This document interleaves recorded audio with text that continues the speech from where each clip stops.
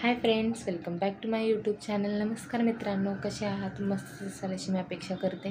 मी पण खूप मस्त आहे.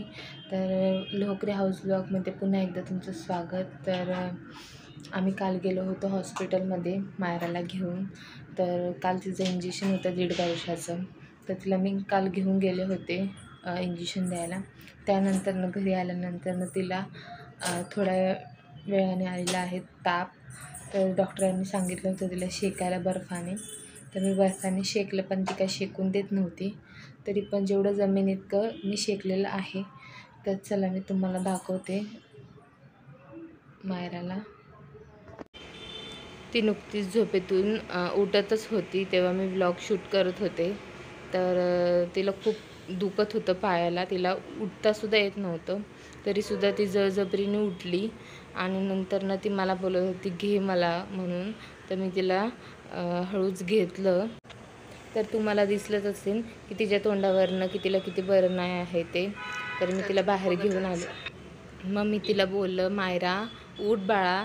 तर ती काय उठली नाही. ती झोपेमध्येच होती. त्याच्यानंतरनं तिला तिचं अंग पूर्ण असं गरम लागत होतं मला. तर त्यानंतरनं तिने बघितलं बघा तिचा पूर्ण चेहरा असा पडलेला होता. तर मला खूप कसं तरीच होत होतं तिला बघून, कारण की मी तिला कधी असं बघितलं नाही आहे.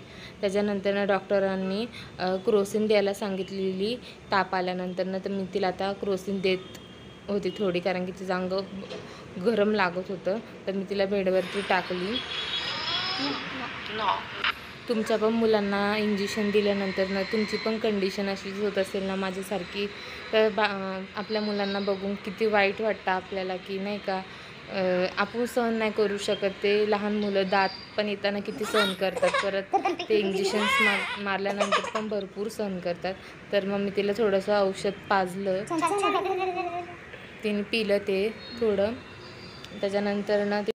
त्याच्यानंतरनं मी तिला थोडंसं बर्फाने शेकलं.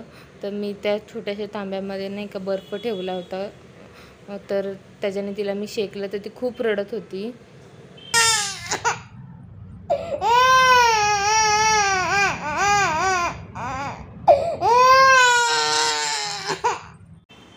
मी थोडं शेकलं तिच्या पायाला. त्याच्यानंतरनं तिला बरं वाटत होतं. त्यानंतर ती स्वतःहून खाली उतरली आणि ती थोडंसं चालायचा प्रयत्न करत होती स्वतःहून. तर मला बरं वाटलं नाही का. ती चालत ते ना तिच्या आजीकडे जात होती. तर खरंच खूप पेन, म्हणजे तिचं पेन मी सहन बघत होती, तिला किती त्रास होतोय करून. तर खरंच खूप वाईट वाटत होतं. त्याच्यानंतरनं तिला तहान लागली होती. तर आईने तिला पाणी पाजलं. तर तिने पाणी पोट भरून पिलं. त्याच्यानंतर आम्ही बसलो जेवायला. तर जेवणामध्ये भरलेली वांगी आणि भाकरी आणि चपाती पण होती. तर आम्ही जेवण करत तिला खेळवत आम्ही जेवलो, कारण की ती आम्हाला जेवण पण देत नव्हती. तर टी व्हीला नाही का गाणी वगैरे लावली होती. तर तिला डान्स करायचं खूप आवड आहे. तर हमेशा जेवढं करते तेवढं ती काय करत नव्हती, पण नाही का. आणि तिच्या पप्पांना पण हे बघवत नव्हतं की नाही का ती खूप रडते नाही का. मी शेकताना ते माझ्यासमोर पण येत नव्हते, कारण की ते बघूच शकत नव्हते तिला रडताना. तर ते नाही का बाहेर जात होते. तर मी व्हिडिओ चालू होता तेव्हा मायरा मोबाईल घेत होती माझ्याकडनं. त्याच्यानंतर आम्ही खाल्लं असं थंड असं कलिंगड. त्यांनी त्या दिवशी आणलं होतं. तर खूप छान लागत होतं, खूप गोड होतं. तर थोडंसं मीठ वगैरे लावून मी ते खाल्लं. तेव्हा कुठे जाऊन मी रिलॅक्स झाले. तर खूप मस्त वाटलं ते खाल्ल्यानंतरनं. तर कोणाकोणाला आवडतं कलिंगड खायला ते नक्कीच कमेंट करून सांगा. उंदीर काय करतय? हाय कर, हाय उमा.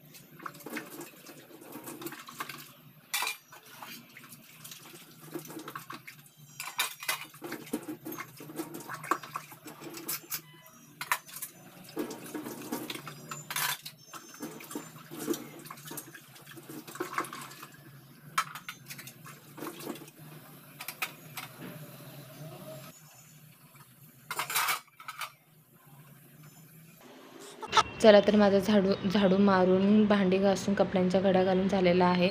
तर चला मी मायराला दाखवते. मायरा झोपलेली आहे आता, खूप शांत अशी झोपलेली आहे.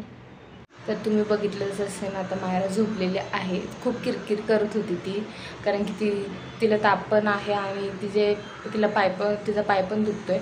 तिला चालता पण येत नाही आहे. तर मला वाटत नाही की मी पुढचा व्लॉग शूट करू शकेन, कारण की ती मला काय करून देणार नाही आहे. कारण की आता ती झोपली म्हणून मी सगळं काम आवरून इथेच ब्लॉग एंड करणार आहे. तर जर तुम्हाला माझा व्हिडिओ आवडला असेल तर प्लीज लाईक करा, शेअर करा आणि सबस्क्राईब करा. असंच खूप सारं प्रेम द्या. तर बाय बाय.